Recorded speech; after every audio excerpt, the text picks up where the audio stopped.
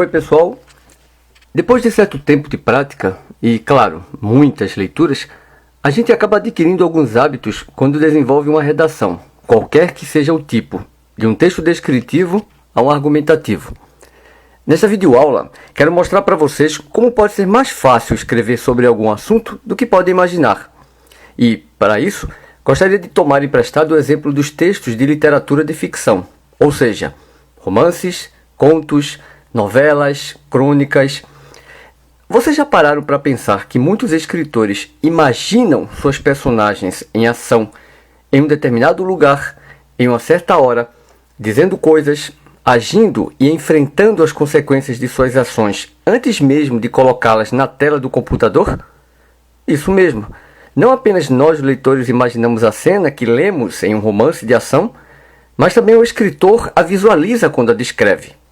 Ou melhor, ele a pensa antes mesmo de descrevê-la para nós leitores. O trabalho dos escritores, em parte, é a capacidade de criar mundos com sua imaginação e sensibilidade. Mas ele também recria o mundo que nós conhecemos, e isso depende de sua memória e capacidade de projetar imagens de pessoas, objetos e acontecimentos que passariam em nossa imaginação e memória também por reais. Na videoaula anterior, preparando-se para o tema, comentamos que é possível estruturar nossa redação antes mesmo de a iniciarmos, planejando os tópicos de cada parágrafo. Nossa intenção é mostrar outra técnica, além daquela do brainstorm, para o desenvolvimento do tema da redação de vocês. Trata-se de um exercício mental, que explora a memória e criação visual, de desenhar mesmo, mas com as tintas de sua imaginação. E isso é possível tanto para textos narrativos quanto dissertativos. A diferença é que pensaremos menos em ações do que em situações, em exemplos, em causas e em efeitos. Só lembrando a vocês que esta é uma preparação para sua redação, algo que lhes dê mais confiança e libere sua mente para escrever melhor. Para começar, vamos tomar o mesmo exemplo daquela videoaula, pensando no tema: a corrupção política. Considere o fato de que a primeira coisa que vem à sua mente não são palavras, mas imagens que as palavras trazem.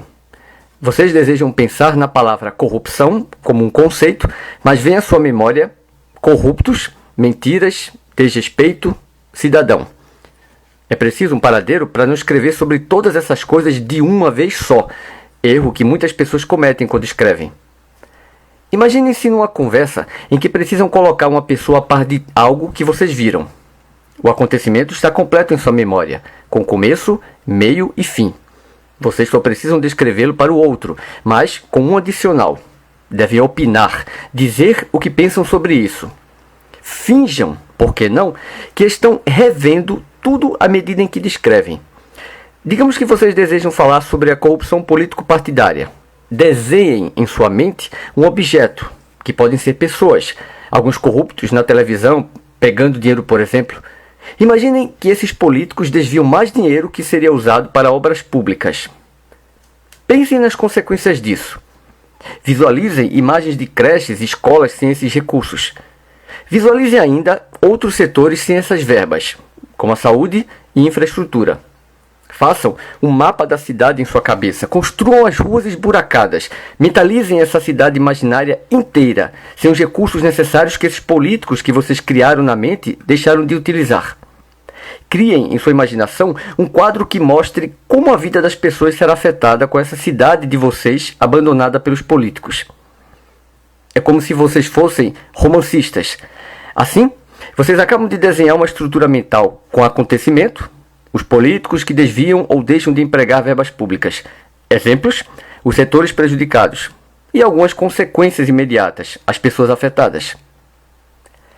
Esse esquema mental será transformado nos parágrafos de sua redação, que vocês aperfeiçoarão quando começarem a escrever. Agora, para que essa imagem mental não se perca, construam um mapa mental com palavras dentro de diagramas, como na figura aqui mostrada. Gostaram? São dicas para que vocês possam continuar lutando contra o branco do papel e a favor de sua redação. Tudo é uma questão de ter sobre o que falar. Esse é um princípio que antecede, portanto, o estilo e os recursos linguísticos e gramaticais de sua redação. Na próxima videoaula, construiremos os alicerces desse projeto, ou seja, a redação propriamente dita. Não esqueçam de uma lição dos escritores. Antes de bons autores, eles são bons leitores. Continue alimentando sua imagem mental com leituras sobre o assunto. Abraços e até lá!